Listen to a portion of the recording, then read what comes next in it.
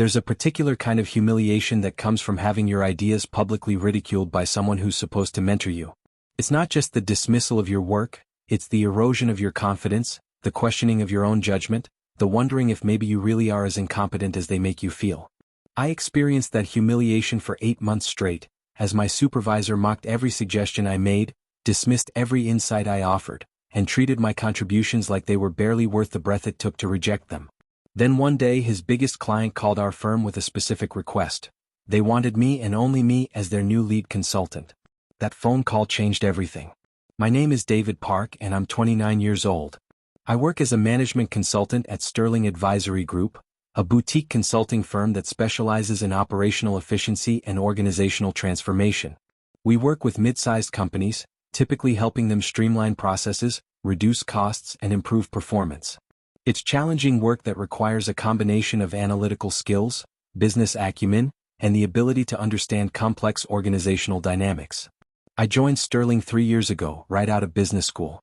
I had an MBA from a good program, but not a top-tier one. I had done well academically, but I didn't have the kind of pedigree that opens doors automatically. Sterling gave me a chance when bigger firms didn't, and I was grateful for the opportunity.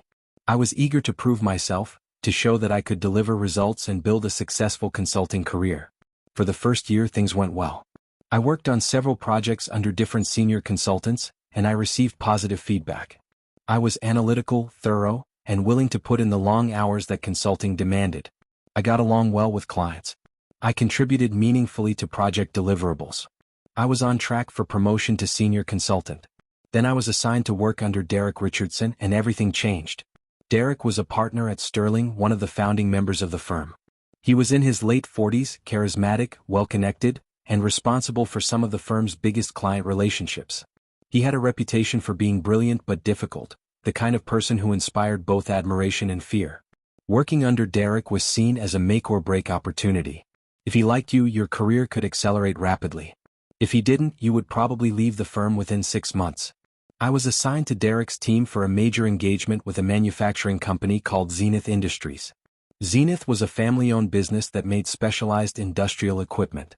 They had been successful for decades, but they were facing increasing competition from overseas manufacturers and struggling with outdated processes.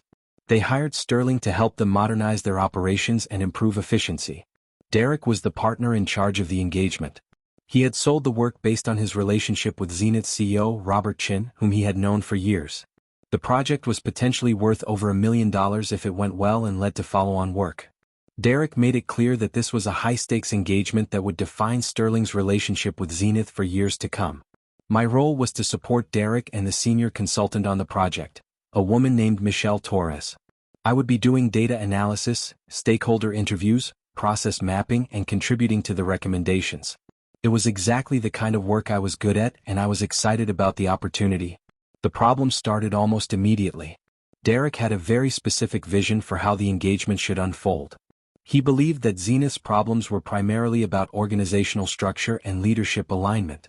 He wanted to focus the engagement on restructuring their management team and clarifying decision-making authority.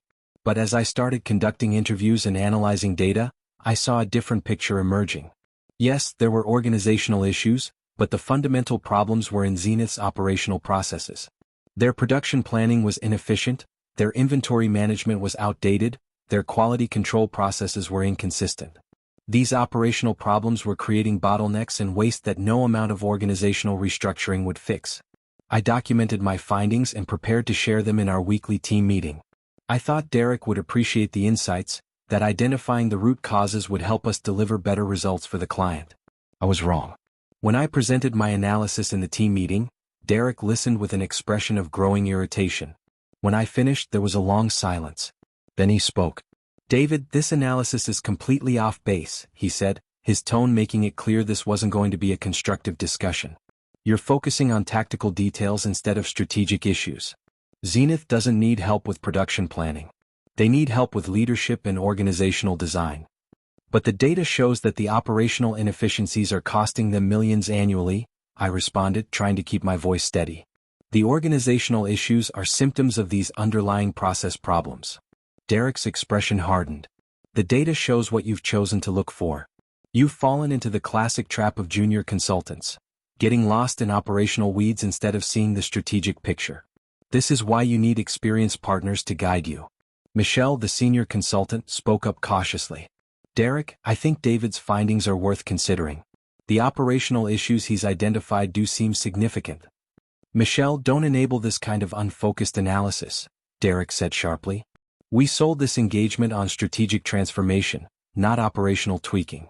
David, I need you to redirect your efforts toward supporting the organizational design work. Leave the operational details to Zenith's internal team. I felt my face burning, but I nodded. Understood. That was the first of many similar exchanges.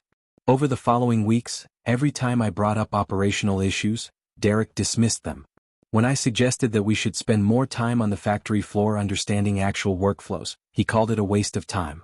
When I identified specific process bottlenecks that were causing delays and quality problems, he said I was missing the forest for the trees. What made it worse was that Derek didn't just disagree with my ideas privately.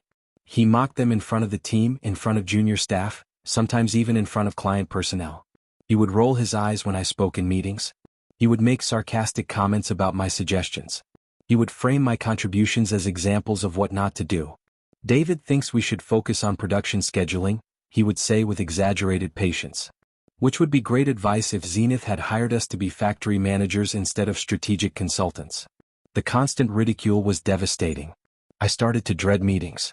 I second-guessed every observation I made. I began to wonder if maybe Derek was right, if maybe I really was missing the bigger picture, if maybe I wasn't cut out for strategic consulting.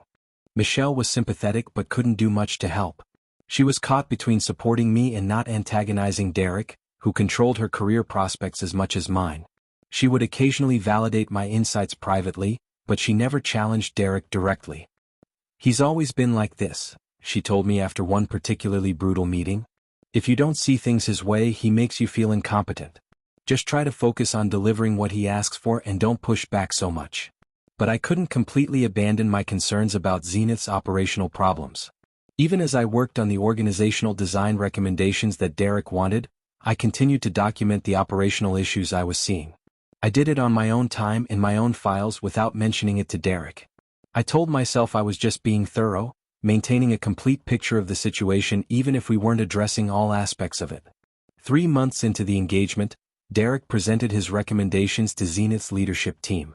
He had developed an elaborate organizational restructuring plan that would change reporting lines, consolidate some departments, and create new leadership roles. It was a sophisticated piece of work, well presented and carefully thought through from an organizational design perspective.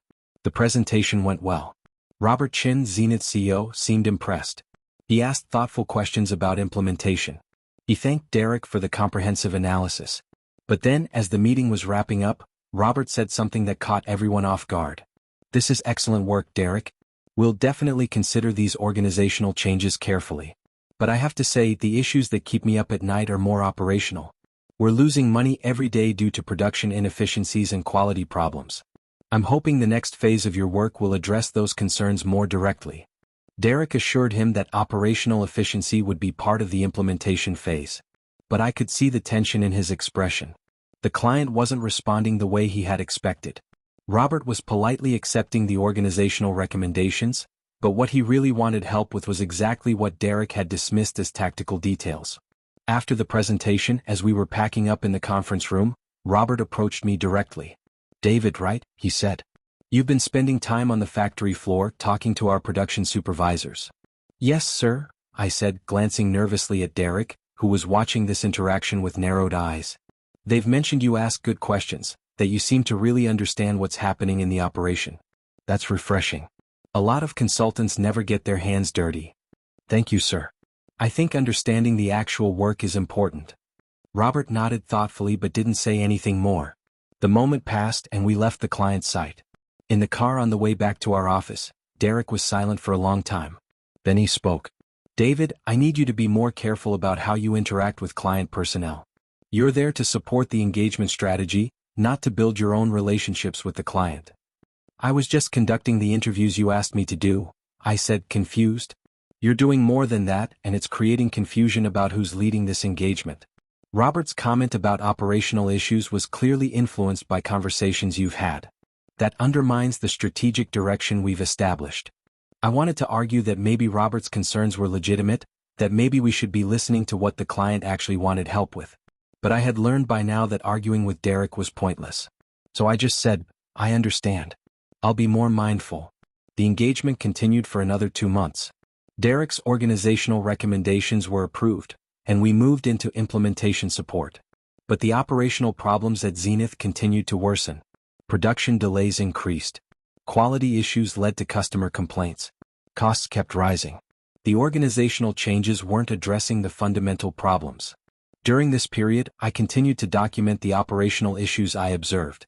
I couldn't help myself. Every time I visited the factory floor, I saw inefficiencies that could be fixed, processes that could be improved, waste that could be eliminated. I created detailed process maps, analyzed production data, and identified specific opportunities for improvement. I didn't share any of this with Derek, knowing he would just dismiss it. But I kept the analysis updated in my personal files, telling myself that someday it might be useful. Then one day, about 8 months into the engagement, I received an unexpected phone call. It was from Jessica Martinez, Zenith's VP of Operations. She asked if I could meet her for coffee, away from the Zenith offices. We met at a coffee shop near the manufacturing plant. Jessica got straight to the point. "David, I need to ask you something, and I need you to be completely honest with me," she began. "Do you think the work Sterling is doing is actually going to solve our problems?" I hesitated, aware that this was a dangerous question. Criticizing your own firm's work to a client could be career suicide. "That's a difficult question to answer," I said carefully. "Let me make it easier," Jessica said. "I've been at Zenith for 15 years. I've worked my way up from production supervisor to VP of operations. I know this company inside and out. And I can tell you that while Derek's organizational changes are fine, they're not addressing what's really killing us. We're bleeding money because our production processes are a mess. I've tried to raise this with Robert, but Derek keeps steering the conversation back to organizational design."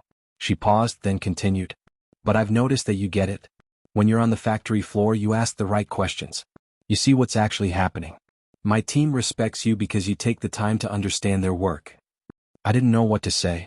Jessica was confirming everything I had been thinking but had been afraid to voice. "I've documented some observations about the operational issues," I admitted. "But Derek doesn't want to focus on that. He believes the organizational changes are the priority." "Can I see what you've documented?" Jessica asked. This was a moment of decision. I could refuse, play it safe, protect myself by staying within the bounds of Derek's engagement strategy. Or I could share what I had seen, potentially helping Zenith but definitely violating Derek's direction. I thought about all the times Derek had mocked my ideas, dismissed my insights, made me feel incompetent for caring about operational details. I thought about watching Zenith struggle with problems that I knew how to fix. I thought about what integrity meant, about whether my loyalty should be to Derek's ego or to actually helping the client. "Yes," I said. "I can share my analysis with you." Over the next week, I worked with Jessica to refine my operational analysis and recommendations. I did this entirely on my own time in the evenings and on weekends. I didn't tell Derek or anyone else at Sterling. I knew I was taking a huge risk, but I also knew that my analysis could genuinely help Zenith. The recommendations I developed were specific and actionable. I identified 15 major operational bottlenecks in Zenith's production process and proposed concrete solutions for each one. I showed how improving production planning could reduce inventory costs by 20%. I demonstrated how implementing better quality control protocols could cut defect rates in half. I created an implementation roadmap with clear milestones and expected results. Jessica reviewed the recommendations with her operations team. They validated that my analysis was accurate and that the proposed solutions were feasible. Then she did something I hadn't expected. She scheduled a meeting with Robert Chin, Zenith's CEO, and she invited me to present my findings directly to him. She didn't invite Derek. When Derek found out about the meeting, he was furious. He called me into his office the day before the presentation was scheduled. "What exactly do you think you're doing?" he demanded, his face red with anger. "You've been conducting unauthorized work for the client behind my back?" Jessica asked me some questions about operational issues, I said, trying to keep my voice calm. I shared some observations I had documented. "Observations you had documented? You mean analysis you conducted in direct violation of my explicit direction to focus on organizational design? David, do you have any idea how inappropriate this is? You don't go around your engagement partner to work directly with the client. That's a firing offense. The client asked for help with problems we weren't addressing. I said, finding my courage. I had information that could help them. Was I supposed to refuse? You were supposed to come to me and let me decide how to handle it, Derek shot back. But instead you've undermined the engagement, confused the client about who's leading this work, and made me look incompetent. I'm going to that meeting tomorrow and you're going to support my leadership or your career at Sterling is over. Do you understand? I nodded, but inside I was resolute. I'd gone too far to back down now. And honestly, after 8 months of being mocked and dismissed, I was done caring about Derek's approval. The next day Derek and I arrived at Zenith together. The tension in the car was thick. Derek hadn't spoken to me since our confrontation in his office. Robert Chen's conference room was full. In addition to Robert and Jessica, there were the heads of production, quality, logistics, and finance. This was clearly not going to be a small, informal discussion. This was a presentation to Zenith's senior leadership team. Derek tried to take control of the meeting from the start. Robert, thank you for inviting us, he began smoothly. I understand there's interest in discussing operational issues. I want to make sure we're all aligned on how this fits into our overall engagement strategy. I've asked David to share some preliminary observations, but I want to emphasize that these are just initial thoughts that would need to be developed further within the proper engagement framework. He was trying to diminish my work before I even presented it, trying to frame it as preliminary and unauthorized rather than comprehensive and valuable. Robert listened politely, then turned to me. David, Jessica has told me you've done extensive analysis of our operational challenges. We'd like to hear what you've found. I stood up and walked to the front of the room. I could feel Derek's angry stare boring into my back. But I also saw Jessica's encouraging nod and Robert's genuinely interested expression. I spent the next hour walking through my analysis. I showed them the detailed process maps I had created. I explained each of the 15 major bottlenecks I had identified. I demonstrated with data how these problems were costing them money every single day. Most importantly, I presented specific actionable recommendations for addressing each issue. The reaction in the room was completely different from any presentation Derek had given. People were leaning forward, taking notes, asking detailed questions. The operations managers were nodding in recognition as I described problems they dealt with every day. The CFO was calculating the financial impact of the improvements I was proposing. When I finished, there was a moment of silence. Then Robert spoke. This is exactly what we've needed, he said emphatically. David, you've clearly spent time understanding our actual operational challenges. These recommendations are specific, practical, and focused on the problems that are really hurting us. He turned to Derek. Derek, this is excellent work. This is the kind of operational transformation support we were hoping for when we engaged Sterling. Derek forced a smile. Yes, David has been digging into the details. Of course, this would need to be integrated with the organizational changes we've already recommended to ensure a comprehensive transformation. Actually, Robert said carefully, I want to discuss something with you. The organizational recommendations you made are solid, and we're implementing some of them. But what's become clear over these past months is that our most pressing needs are operational, not organizational. We need deep expertise in production optimization, process improvement, and operational efficiency. He paused, then continued. Jessica has been extremely impressed with David's understanding of our operations. Our entire operations team has been impressed. And after seeing this presentation, I'm impressed. So here's what I'd like to propose. We want to extend our engagement with Sterling, but we want David to be the lead consultant on the operational transformation work. The room went silent. Derek's face had gone pale. Robert, I appreciate your confidence in David, Derek said, his voice tight. But you need to understand that David is a relatively junior consultant. He doesn't have the experience to lead a major engagement like this. As the partner relationship, I would be the appropriate lead with David in a supporting role. I understand your concern about experience, Robert said diplomatically. But here's what I know. David has demonstrated a deeper understanding of our operational challenges than anyone else we've worked with. He's earned the trust of our operations team. And frankly, the strategic organizational work you've been leading, while valuable, hasn't addressed what's keeping me up at night. The operational issues have. David has shown me that he understands those issues and knows how to fix them. Jessica spoke up in support. Robert's right. Our operations managers have been asking when David would be back. They want to work with someone who understands their reality and respects their expertise. No offense to Derek, but his approach has been too high level for what we need right now. Derek tried one more time. I think there's been some miscommunication about roles and responsibilities.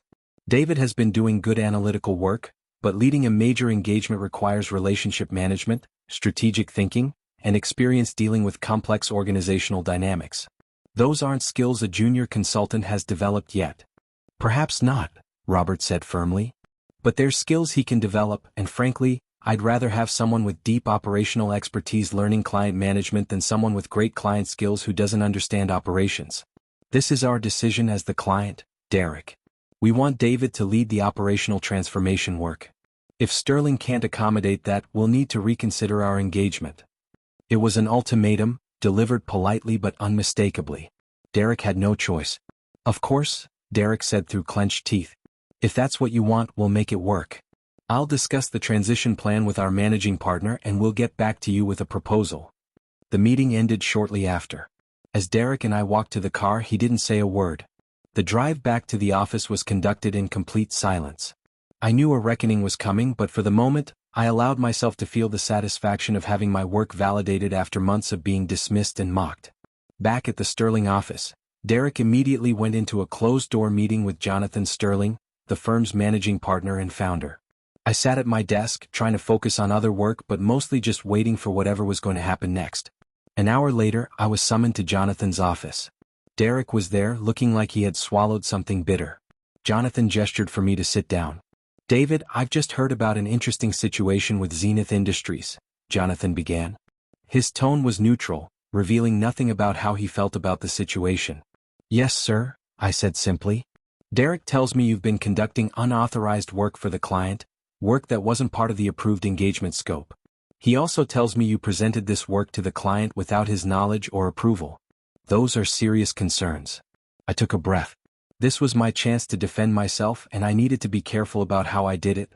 Sir, I conducted analysis on my own time based on observations I made during the normal course of the engagement. When the client's VP of operations asked to see my analysis, I shared it with her. When I was invited to present to the CEO, I felt obligated to honor that request. I understand that I should have informed Derek, and I take responsibility for that communication failure. Communication failure, Derek muttered sarcastically. That's one way to describe going behind your engagement partner's back. Jonathan held up a hand to silence Derek. Let me ask you something, David. Why did you feel the need to conduct this analysis on your own time rather than as part of the engagement? This was the crucial question. I could play it safe and give a diplomatic answer, or I could tell the truth. Because Derek had made it clear that he didn't want to focus on operational issues, I said, deciding on honesty. Every time I raised operational concerns, he dismissed them as tactical details that weren't strategic enough. But I could see that Zenith was struggling with serious operational problems that our engagement wasn't addressing. I documented those problems because I thought they were important, even if they weren't part of Derek's engagement strategy. That's a pretty damning characterization of Derek's leadership, Jonathan observed. It's also completely unfair, Derek interjected. I made strategic decisions about engagement focus based on what I sold to the client and what I believed would deliver the most value. David disagreed with that strategy, but instead of working within appropriate channels, he went around me to the client. That's insubordination, not to mention a violation of client engagement protocols. Jonathan looked thoughtful. Derek, you're right that proper protocols weren't followed. But I'm also hearing that the client specifically wants David to lead the operational work, and they're threatening to end the engagement if we don't accommodate that request. That's a significant vote of confidence in David's capabilities. It's also a client trying to manage our staffing decisions, which sets a terrible precedent, Derek argued. If we let clients dictate who leads engagements based on who tells them what they want to hear, we lose control of our own firm. Is that what you think David did? Jonathan asked. Told the client what they wanted to hear? I think David focused on easy, tactical issues because they're more comfortable for him than strategic work, Derek said. He's good at analysis and process mapping. But that doesn't mean he should be leading strategic engagements. Jonathan turned to me. David, do you believe your operational recommendations will deliver significant value to Zenith? Yes, sir. I believe implementing these recommendations could reduce their production costs by 15 to 20% and significantly improve quality and delivery times. The analysis is solid, the recommendations are actionable, and the operations team is ready to implement them. Jonathan nodded slowly. He seemed to be weighing multiple considerations: the client relationship, Derek's bruised ego, firm protocols, and the practical question of what would actually serve the client's needs. Finally he spoke. Here's what we're going to do. David, you're going to lead the operational transformation engagement for Zenith, reporting directly to me rather than to Derek. This is a significant opportunity for you, but it's also a test. If you succeed, it could accelerate your career substantially. If you fail, it will be very difficult to recover from. Do you understand the stakes? Yes, sir, I said, trying to keep the excitement out of my voice. Derek, you'll remain the relationship partner for Zenith, maintaining the strategic relationship with Robert Chin. But the operational work will be David's responsibility.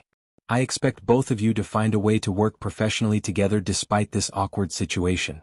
Derek's jaw was tight, but he nodded. Understood. And David, Jonathan continued, let me be clear about something. While this outcome worked in your favor, the way you went about it was not acceptable. If you ever conduct unauthorized work for a client again, or present to a client without your engagement leader's knowledge, you will be fired immediately. The only reason you're not being disciplined now is that the client has specifically requested you, and I'm not going to damage a major client relationship over an internal dispute. But don't mistake this outcome for approval of your methods. Is that clear? Completely clear, sir, I said. It won't happen again. Good. Now both of you get out of my office and figure out how to make this work. Derek left without looking at me. I followed a few steps behind, my mind reeling from what had just happened. I had gone from being a mock junior consultant to leading a major engagement, but I had also made a powerful enemy in Derek and narrowly avoided being fired. Over the next week, Derek and I had several tense conversations about the transition. He made it clear that he viewed this entire situation as a personal betrayal and that he would be watching closely for any failure on my part. But he also couldn't completely obstruct the engagement, because Jonathan had made the decision and the client was insistent. I assembled a team for the operational transformation work, carefully selecting people who had operational expertise and who I believed would work well together. Michelle Torres agreed to join the team, despite her complicated position between me and Derek. She was professional enough to recognize that the client's needs were more important than office politics. The engagement officially kicked off 3 weeks after that fateful presentation. I was nervous but also energized. This was my chance to prove that my ideas weren't just theoretical analysis. They were practical solutions that could deliver real results. The first phase focused on the most critical bottlenecks in Zenith's production process. We worked closely with the operations team to redesign workflows, implement better production planning tools, and establish clearer quality control protocols. The approach was hands-on and collaborative, very different from Derek's top-down strategic recommendations. The results came quickly. Within 6 weeks, we had reduced production cycle time by 18%. Within 3 months, defect rates had dropped by 40%. Inventory costs were declining as better planning reduced the need for safety stock. The operations team was energized because they could see tangible improvements in their daily work. Robert Chin was thrilled. In our monthly review meetings, he would contrast the operational progress with the slower implementation of Derek's organizational changes. It was clear which engagement he valued more. But success brought new challenges. As word spread within Sterling about the Zenith engagement, my relationship with Derek became increasingly toxic. He would make snide comments about my work in partner meetings. He would question my judgment on other projects. He made it clear to everyone that he viewed me as disloyal and untrustworthy. Other partners had mixed reactions. Some were impressed by the client results and saw me as a rising star. Others were uncomfortable with how I had gone around my engagement partner, viewing it as a dangerous precedent regardless of the outcome. I found myself politically isolated, respected for my technical skills but viewed with suspicion for my methods. 6 months into the operational transformation engagement, Zenith's results were undeniable. Production costs had decreased by 21%. Quality metrics had improved across the board. On-time delivery had gone from 68% to 93%. The operations team had embraced continuous improvement practices, and the changes were becoming embedded in the company's culture. Robert Chin sent a formal letter to Sterling praising the operational transformation work and specifically highlighting my leadership. He also mentioned that Zenith would be engaging Sterling for additional work in other areas based on the success of the operational project. Jonathan called me into his office to discuss the letter. "Congratulations, David," he said, actually smiling. "This is excellent feedback. Robert is telling everyone in his industry about the work you did. We're getting referrals because of this engagement. Thank you, sir. The team delivered exceptional work. They did, but you led them. That matters. He paused, then continued. I want to talk to you about your future here.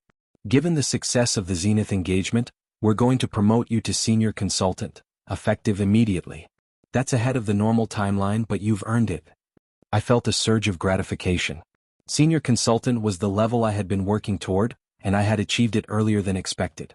But there's more, Jonathan continued. I also want to put you on a partner track. Normally that wouldn't happen until you'd been a senior consultant for at least 3 years. But your ability to develop client relationships and deliver results suggests you're ready for accelerated development. This was beyond anything I had expected. Partner track meant I was being groomed for firm leadership, for equity ownership, for a role in shaping Sterling's future.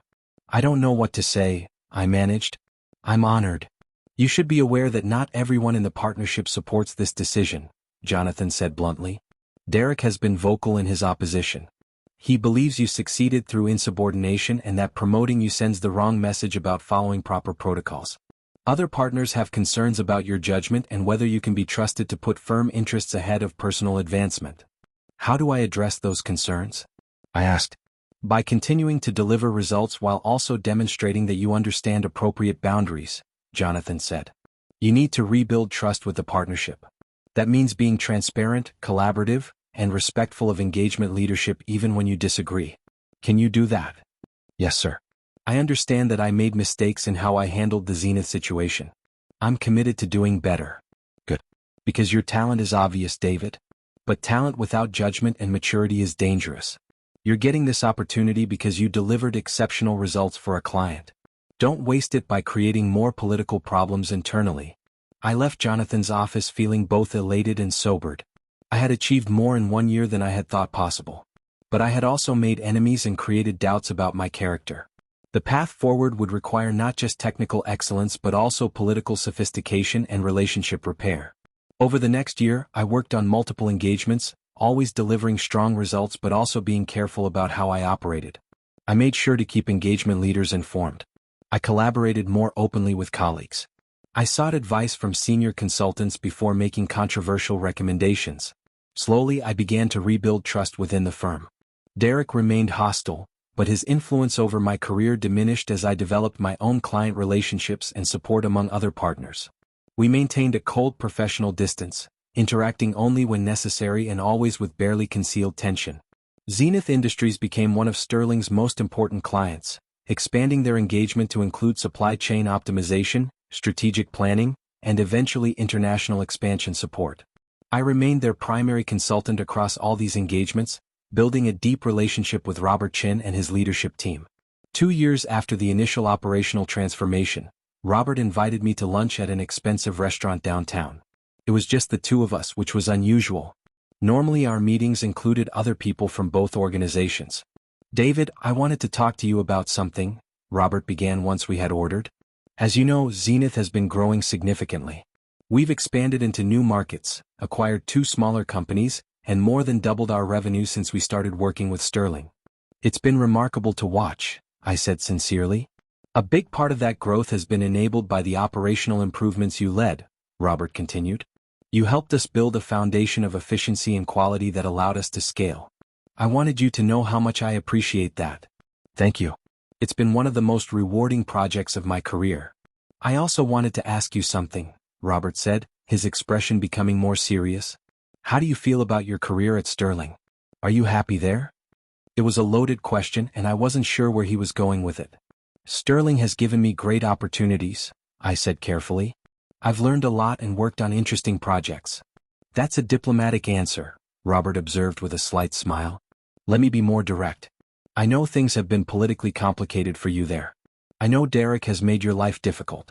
And I know that despite your success, you're still viewed with some suspicion by parts of the partnership. I didn't respond, surprised by how much he knew about Sterling's internal dynamics. I'm telling you this because I want to make you an offer, Robert continued. Zenith is creating a new position, Vice President of Operational Excellence. This person would be responsible for driving continuous improvement across all our operations, ensuring we maintain the standards we've built, and leading our operational strategy as we continue to grow. The position reports directly to me. And I want you for the role. I was stunned. This was not what I had expected. Robert, I'm honored that you would consider me, but I'm a consultant. I don't have experience in corporate operations leadership. You have exactly the experience I need, Robert countered. You understand operations deeply. You've proven you can lead transformation. You have credibility with our operations team. And you have the analytical skills to identify opportunities and develop strategies.